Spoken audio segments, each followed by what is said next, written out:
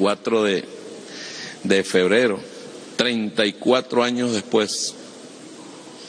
34 años después. Este discurso del hermano Ameliax nos pone en la dimensión de lo que está ocurriendo en este instante en nuestro país. Porque aquí nos hemos encontrado nosotros, creo que los 34 años, sobre todo después de la partida del comandante Hugo Chávez, nos hemos encontrado, antes nos encontrábamos en otras actividades, pero después de la partida del comandante Hugo Chávez nos hemos encontrado aquí, a rendirle tributo al líder de la Revolución Bolivariana, al líder de nuestro pueblo, al líder que nos enseñó en la vida muchas cosas, ¿no? Muchas cosas. Una de las cosas que más habría que enarbolar del comandante Chávez fue su constancia.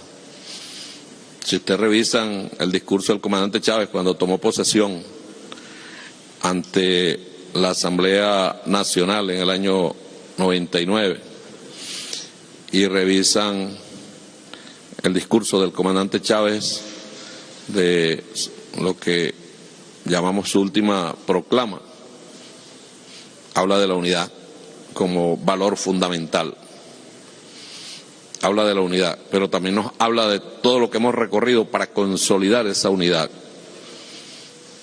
Chávez sin duda es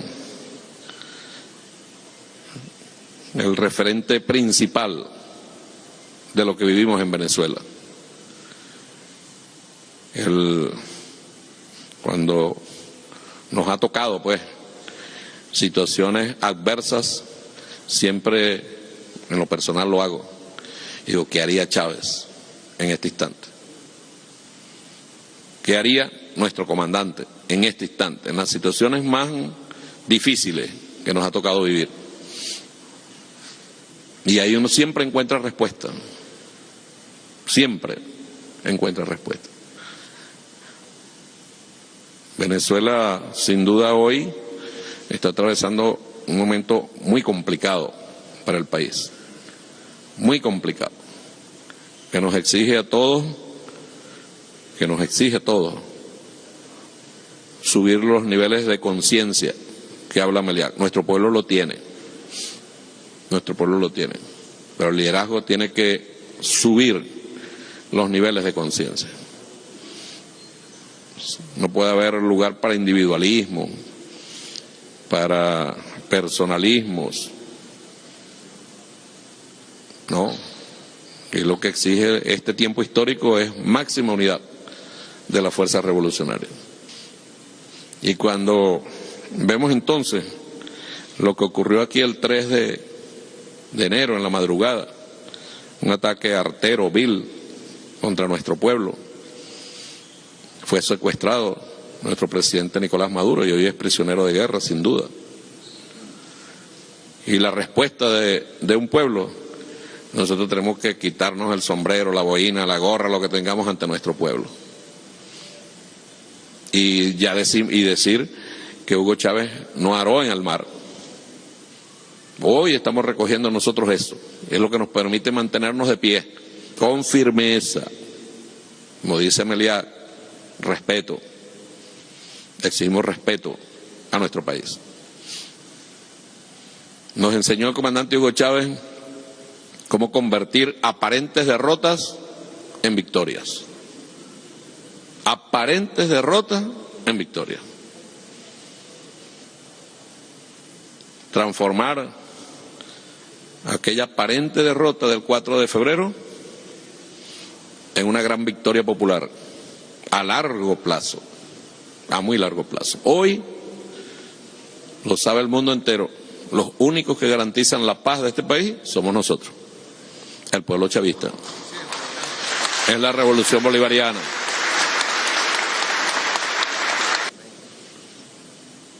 Ese hombre sencillo que está ahí, humilde, de un pueblito por allá, cuando ocurrieron los hechos del 3 de enero, uno no sabe qué celebraba más, la podrida oligarquía venezolana con sus lacayos, si que se llevaron secuestrado al presidente Maduro o que ellos decían que habían bombardeado el lugar donde estaba el comandante Hugo Chávez. Porque ilusamente creen que con eso se acaba Chávez. Hicieron fiesta, bombardearon, se acabó. Se acabó. Pasarán aquí 200 años y el pueblo y el mundo seguirá hablando del comandante Hugo Chávez, de su gesta heroica, de su entrega, de su amor por un pueblo, de su compromiso en cualquier circunstancia. Hugo Chávez, cuando le dieron el golpe de Estado del 2002, recordémoslo, yo estaba ahí, al lado ahí, cosas de la vida, me tocó estar al lado ahí y entregarle la presidencia. Y comandante Chávez, con su grandeza, eso sí era nobleza, eso sí era nobleza, no la nobleza criolla de la que habla la historiografía que nos expuso magistralmente el hermano Amelia. El comandante Chávez sacó un Cristo, ¿no? Y dijo, vamos a dialogar, vamos a sentarnos, a hablar con los que lo intentaron asesinar. Un Cristo por delante. Yo siempre le digo a la gente que menos mal que eso lo grabamos con una sola cámara, porque yo estaba al lado y cuando yo lo vi que sacó al Cristo yo dije, coño, madre. Fue mi expresión, pero eso no salió afortunadamente. Era Chávez con su grandeza, ¿vale?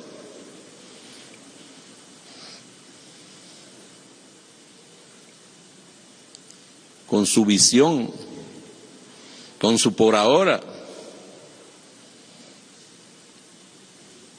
Y en medio de ese huracán del golpe de Estado y de la oligarquía y la mal llamada meritocracia alborotada, él siguió adelante. Y llamó hasta la OEA para acá y tragó arena más de una vez. Calma.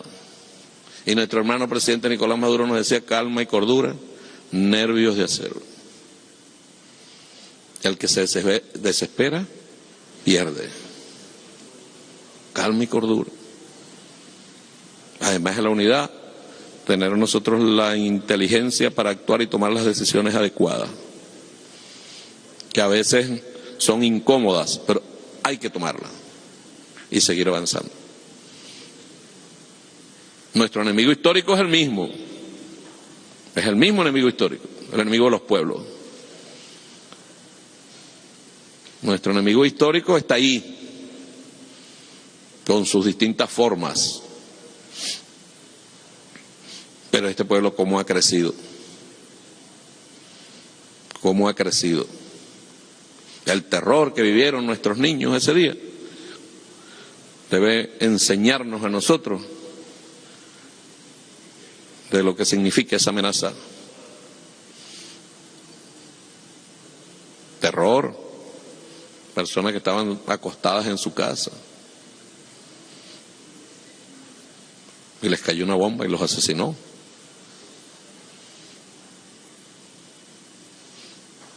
Fortaleza a lo interno.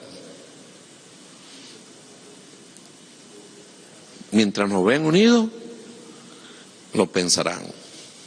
Si nos ven uno por aquí, otro por allá, nos van a comer uno a uno y no va a quedar nadie. No va a quedar nadie, ninguno de nosotros.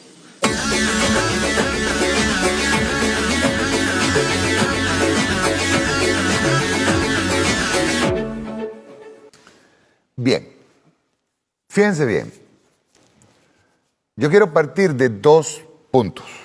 básico para que nosotros entendamos que lo que le pasó a Venezuela no es solamente regional, no es aquí nada más. Tenemos que entender en contexto, eso es marxismo-leninismo, tenemos que entender en contexto todo el planeta, todo lo que es el planeta y lo que está ocurriendo. Lo que está ocurriendo. Por ejemplo, ¿por qué los medios de comunicación hegemónicos logran instalar una matriz para poder para dividir, y de hecho dividen a las masas? El caso, por ejemplo, de lo de Bloomberg, que lo citaba yo hace poco. Una empresa de Singapur y una empresa suiza de capital de Chevron le vendieron a Israel, al sionismo, le vendieron el petróleo. Eso no lo dicen. Como tampoco dicen que eso beneficia al capital. Porque al hacer ese tipo de transacciones de aquí hasta acá, el precio sube. Pero Bloomberg, para tratar de descalificar a la revolución bolivariana, ponerla como débil, esclava, tira la noticia así. Eso en primer término. En segundo término, ¿cuántas veces, y quiero que hagan un recuento de todos los programas de La Hojilla de, ¿cuánto? Del último año. ¿Cuántas veces nosotros no dijimos la necesidad que había de ideologizar al pueblo? Porque una revolución sin ideología no avanza. Y resulta que hasta el día de hoy, el Capital de Carlos Marx sigue siendo la referencia más clara de cómo se comporta el imperialismo y cómo se comporta el capital. No hay otra. Habrán aquellos que en medio de una situación como esta traten de explicar a través del Capital de Carlos Marx y de Lenin, de Engels, traten de justificar ciertas acciones. No, el Capital funciona de acuerdo a un esquema que fue debidamente analizado por Marx, Engels y por Lenin. Yo voy a acudir a un próximo artículo que van a publicar de una obrera, por eso es que yo digo que los obreros, la gente del barrio, puede tranquilamente entender la dialéctica, el marxismo, puede entenderlo tranquilamente. Repito, Venezuela no es el foco, el problema no es nuestro nada más. Y quiero que lo entiendan. Quiero que lo entiendan para que veamos en el contexto en que nos estamos manejando. Voy a leer el artículo y voy a ir explicando ciertas cosas.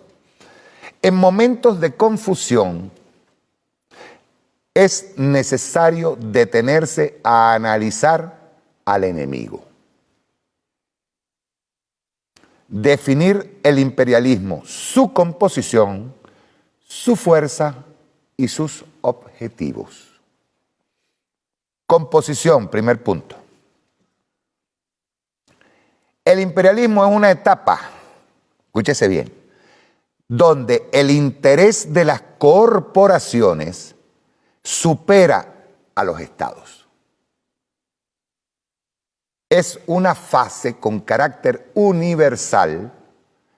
Se establece el monopolio y el capital financiero domina el sistema de producción. Se intensifica el desarrollo militar y como consecuencia la guerra como una industria en sí y a su vez un medio para asegurar el control de territorios, materias, mano de obra y mercados. Venezuela forma parte de la materia de esos mercados. Un inciso. Vamos a referirnos específicamente a Venezuela. En Venezuela, el acoso imperialista no se circunscribe únicamente a la agresión económica, política y militar externa de las potencias con intereses. Se traduce al interior en una estrategia de descomposición interna, trasladando tácticas de acoso y violencia a actores políticos y sociales de desestabilización adentro del país como socios indispensables. Guarimba, golpe de Estado, sabotajes, paro petrolero. ¿Por qué? Es la forma que tiene el imperialismo de tomar lo que requiere. El imperialismo descrito por Lenin es una fase del capitalismo maduro en su último estadio que puede suponer la superación de la economía mercantil, a la vez que permite distintos grados de desarrollo del capitalismo, aunque fue detalladamente descrito por Lenin en su aspecto político y económico. En la actualidad, el imperialismo de hegemonía norteamericana y europea se ha visto obligado en paralelo a construir un sistema de valores sociales que protejan y aseguren la pervivencia de este imperialismo y el dominio de las citadas potencias hegemónicas. Estamos hablando de la composición del imperialismo. El sistema político más extendido por el imperialismo occidental entre sus miembros son las democracias formales burguesas. Del mismo modo y preferiblemente suele ser el impuesto a sus colonias, aunque en caso de necesidad el imperialismo recurre a instalar dictaduras de distinto cariz, instala elementos fascistas o recurre a otras formas de control gubernamental. Eso depende de la agenda que tenga el imperialismo en cada país, donde ellos consideran, como ellos nos dicen, pues, su patio trasero.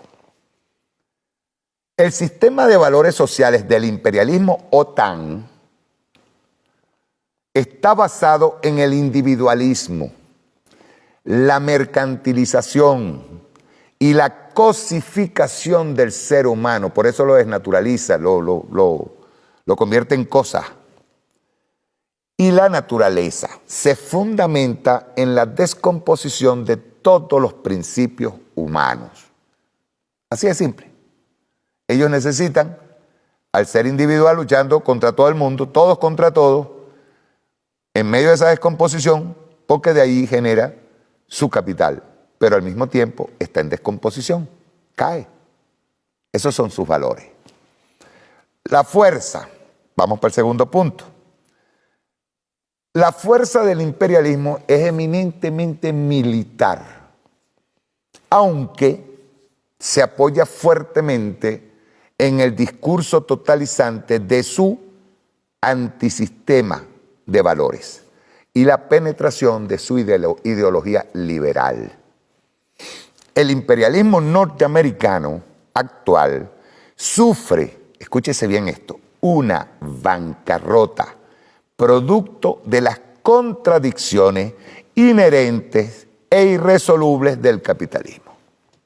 Esto está explicado por Marx, por Engels, por Lenin. Es por lo que, a través del uso de la fuerza y la violencia, pretende reconducir el rumbo de la descomposición hegemónica. Es decir, trata de rescatarse a sí mismo. La supremacía económica desarrollada por esta potencia fue a su vez propiciada a partir de la colonización y el establecimiento en una de las mejores reservas de tierras vírgenes del mundo. Estamos hablando de cómo nace el imperialismo en Norteamérica. En pleno desarrollo industrial del capitalismo y a consecuencia del declive de otros imperios en Europa. Creo que el imperio inglés. El desarrollo militar de Estados Unidos y el eje OTAN comienza también a sentir la retracción frente a potencias emergentes como Rusia y China. La vía última que se presenta para este imperialismo es la nuclear. Vamos a los objetivos del imperialismo. El objetivo principal del imperialismo norteamericano es no abandonar la posición hegemónica en favor de otras potencias como Rusia, China o la organización de los BRICS. En segundo término, pero en paralelo, necesita consolidar un área de influencia estable. ¿Están entendiendo?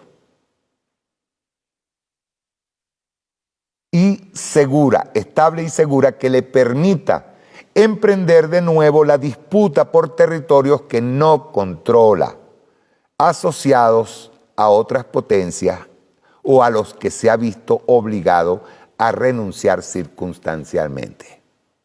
Simultáneamente, Estados Unidos está urgido de materias para reflotar su economía en caída libre y atenuar las consecuencias políticas y sociales en su población. Todo esto unido a la descomposición y los problemas estructurales dentro de sus propias fronteras. Pueden ver los noticieros todos los días y verán que es de lo que les estoy hablando. Todos los movimientos que el imperialismo está ejecutando podrían considerarse en lo que refiere a la economía manotazos de ahogado. Aquí le decimos pataleo de ahogado. Pues las leyes del desarrollo económico demuestran que poco o nada se puede hacer en el estadio de recesión en que se encuentra, aún tratándose de los estertores que preceden al final de un cadáver económico. La desproporción en la acumulación militar y la expansión del relato dominante imperial burgués como sistema de valores convierte al imperialismo OTAN en un enemigo de alta letalidad. ¿Se fijan que no es solamente Venezuela? Nuestra posición. Ante la crisis global, se abre el escenario de una gran crisis revolucionaria mundial.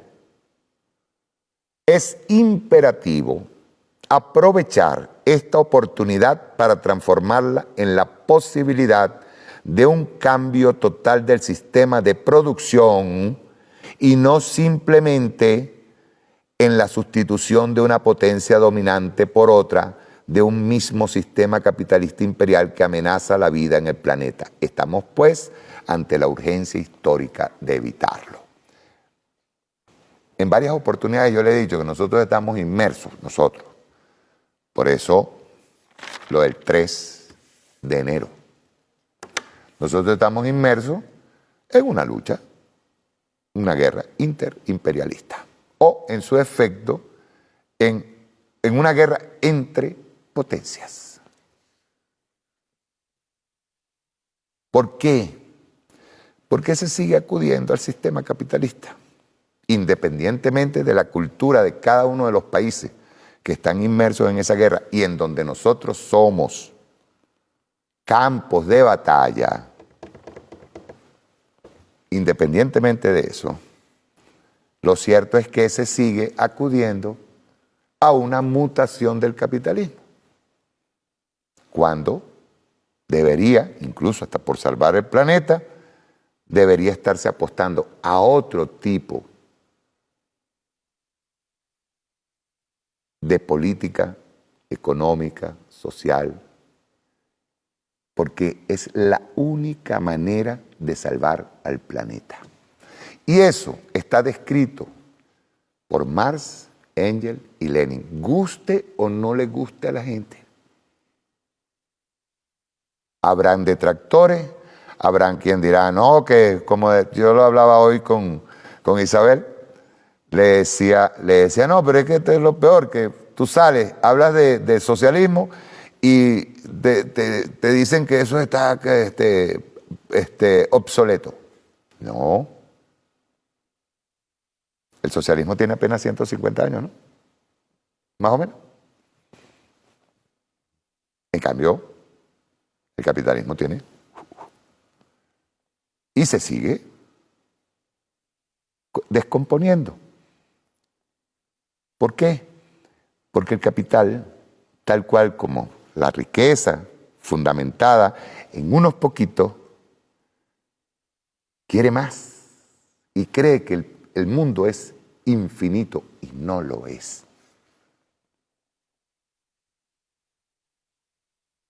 Y se están creando condiciones para estallidos revolucionarios en todo el mundo. Eso hay que decirlo claramente.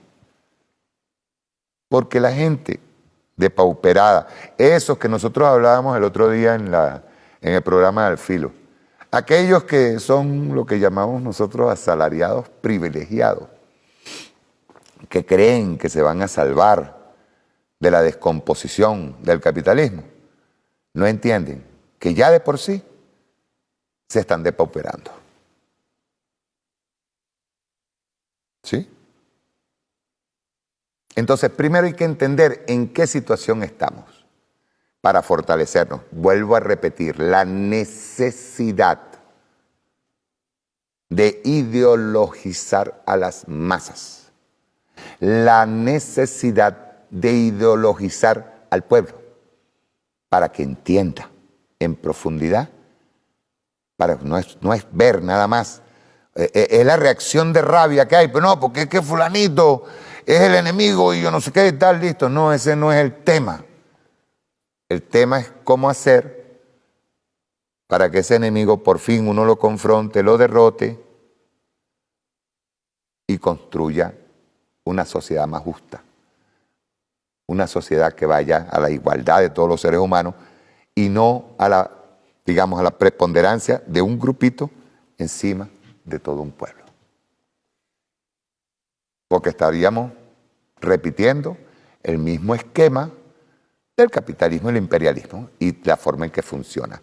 Y a la postre está, repito, vean las noticias, si ustedes quieren. Todos los días sale.